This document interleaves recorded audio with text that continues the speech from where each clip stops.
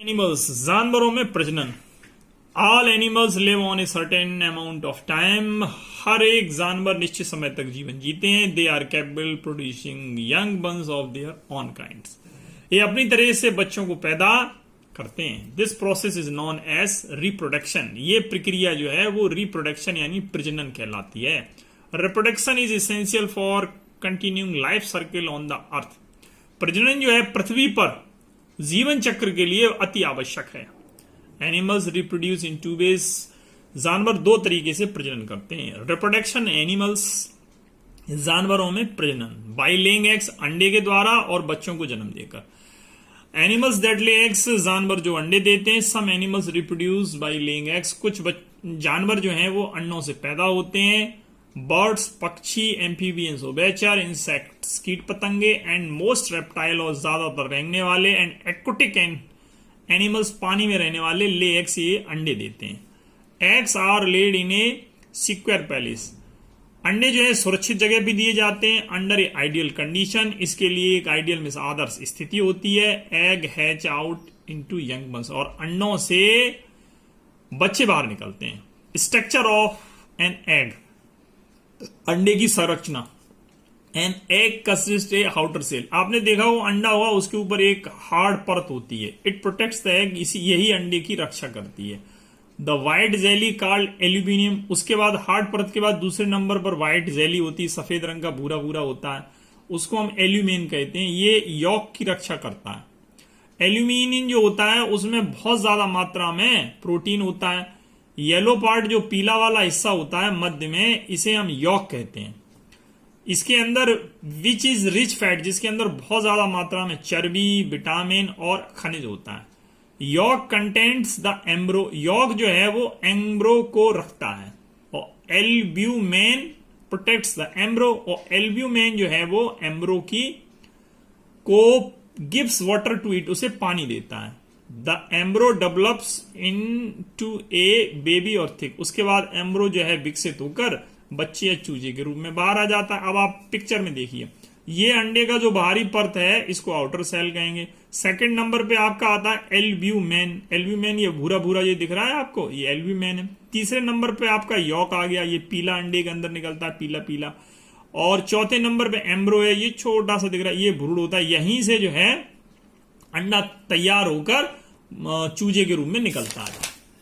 Birds, पक्षियों की बात करते हैं। ऑल बर्ड्स ले एग्स, सभी पक्षी अंडे देते हैं। मोस्ट ले देम इन नेस्ट, ज्यादातर घोंसलों में देते हैं। Female bird sit on the eggs and keep them warm. मादा पक्षी जो है अंडों पे बैठकर उनको वार्म, गर्म करते हैं। This is known as incubation. इस प्रक्रिया को अंडे सेना कहते हैं।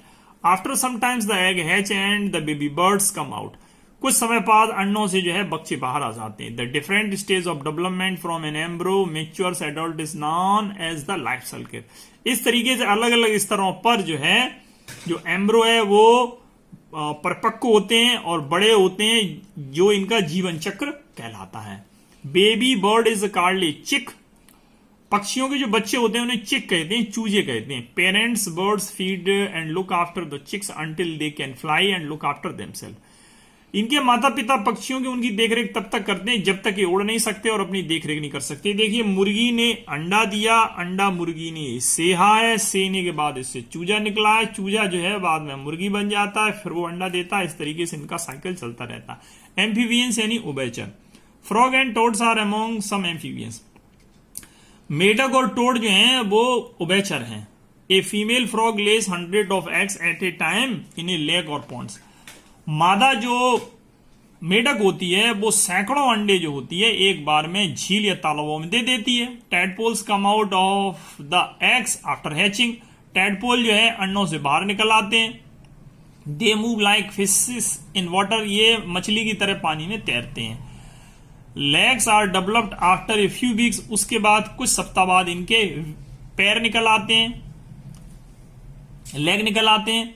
और उस देयर टेल आर लॉस्ट। उसके बाद इनकी जो टेल होती है, पूंछ होती है, वो खत्म हो जाती है। When the tadpole start growing, जब टेडपोल बड़े हो जाते हैं। They are developed into an adult frogs within a due course of, कुछ ही समय में बड़े मेढक बन जाते हैं। सबसे पहले देखिए अंडा आया, अंडे से जो टेडपोल निकल आया, टेडपोल के फिर जो है देखो आपके जो लेग आ गए, लेग के बाद इसकी ये पूंछ खत्म हो गई, बाद में ये पूरा मेढक बन गया, यही मेढक फिर अंडा देता है, इस तरीके से इनका चक्कर चलता रहता है। This process of the transformation from in miniature from an adult form is called the metamorphosis.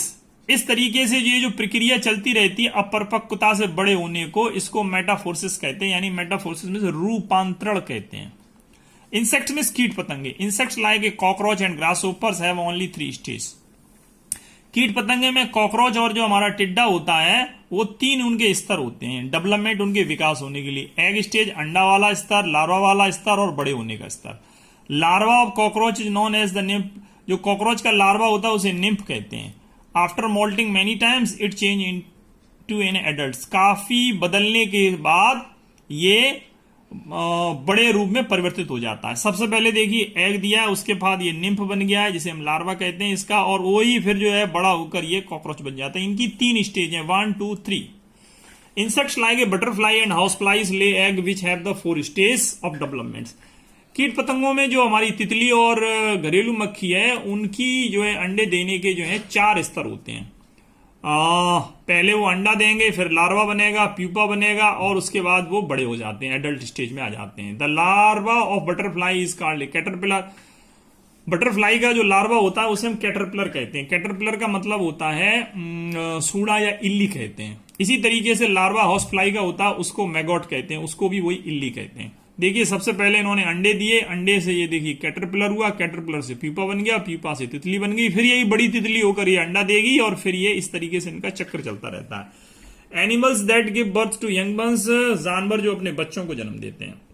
ये जो जानवर आपको दिख रहे हैं ये सब बच्चों को जन्म देने वाले हैं, इनको हम जो है ममल कहते हैं सबको। ममल गिव बर्थ टू यंग बंस, स्तनधारी जो होते हैं वो बच्चों को जन्म देते हैं। The babies of the mammal grow inside the body of the mothers for many weeks. स्तनधारियों के बच्चे होते हैं कई सप्ताह तक मां के शरीर में ही ग्रो बड़े होते हैं।